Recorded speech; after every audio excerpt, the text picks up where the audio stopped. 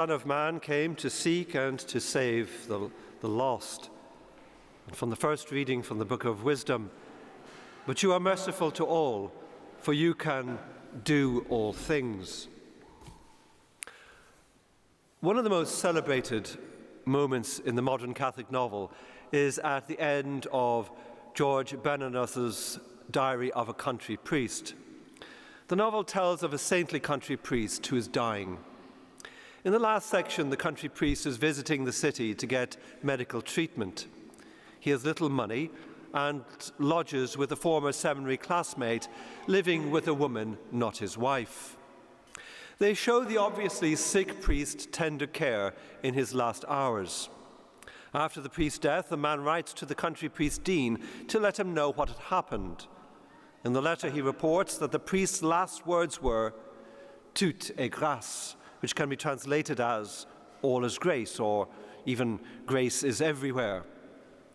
The devout Catholic reader might pick up on the reference, for the words "tout est grâce," all is grace, grace is everywhere, were also uttered by the dying Saint Therese, as recorded in her last conversations.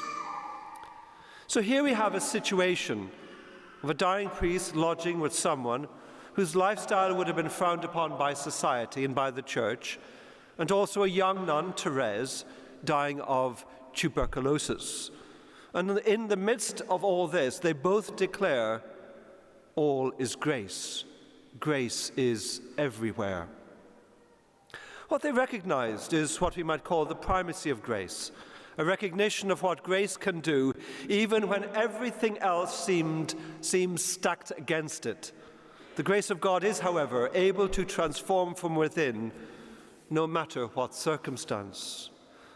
Thus, if we are ever tempted to lose hope in circumstances, or lose hope in other people, or lose hope in ourselves, even if things appear hopeless, there remains something yet more powerful and profound.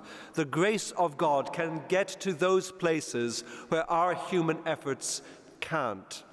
Tout est grâce, all is grace, grace is everywhere. Now, today's gospel reading about Zacchaeus is almost like a tutorial in how the grace of God operates in our world. We begin with Zacchaeus, a corrupt official within a corrupt and oppressive system. But notice the structure of what's going on in the story of Zacchaeus. At first glance, it seems as though it's Zacchaeus who makes the first move. After all, he climbs up a tree to see Jesus over the crowds. But crucially, it is Jesus who in fact makes the first move, because it is Jesus who first comes to the people of Jericho, to people like Zacchaeus. The grace of God always makes the first move. So Zacchaeus is clambering up the tree as Zacchaeus' response to Jesus' first move.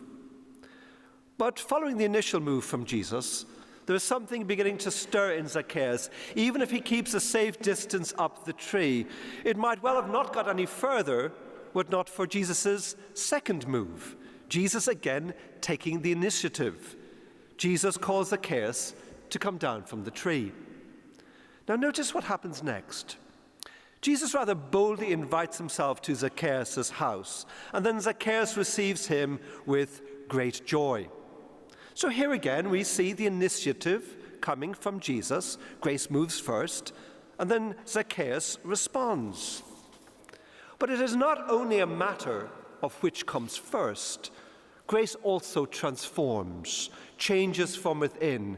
Notice that although Jesus invites himself to Zacchaeus' house, something has happened within Zacchaeus, so that he responds to what Jesus has done, which is manifested in how delighted Zacchaeus is to be the host. Let me explain in more general terms. When we do something good and loving, we rightly think of the good and loving action as our action, and so it is. But what is the ultimate source of the good and loving action? Is it ourselves? Well, no, it is God. Of course, you'll say, God is creator and sustainer of the universe. If it were not for the action of God, we would not even exist. So in that sense, God is the ultimate source of the good and loving action. Well, actually, there's more to it than just that. Remember, toute grâce, all is grace. Grace is everywhere. You see, when we do something good and loving, ultimately the energy or motive force, if you like, behind the action comes from God's active gift, his grace working in us.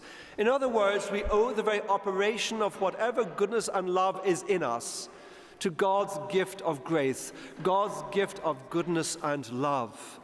But the grace of God operating in us does not render us like mere puppets, mere passive tools that happen to perform certain kinds of noble action because God has done something to us. No. The grace of God transforms us. It empowers us, so that whilst the good and loving action owes its origin to God's creative work and to God's saving initiative, it does so in a way that the loving actions are also truly ours. Jesus' gift to Zacchaeus transforms and empowers him to become a loving person. And this is shown by Zacchaeus becoming truly and freely a joyful host to the Lord.